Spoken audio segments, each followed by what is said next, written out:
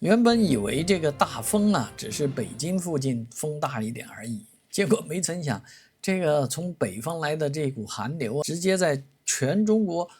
基本上都造成了这个大的影响。很多人都在问风什么时候到，但是风到的时候，正是风雨交加啊，冰雹乱砸啊。那这样的强对流天气已经在某些地方形成了危害，而在芜湖，从防荡的这个墙体上掉落的瓷砖砸中了一位外卖小哥，形成伤害，这确实是我一直比较担忧的事情。当然，这样的大风在上海今天也形成了比较大的威胁啊，风是真大，至少我们小区里面树枝被刮断很多，正是长树枝、长树叶的时候，还能刮断一些树枝下来，可见风力很大。这些树枝对汽车停放在路边的汽车肯定是形成了一些伤害的，这种损失很大。而我们小区呢，正处于一个关键时候，这外墙啊一直要修不修，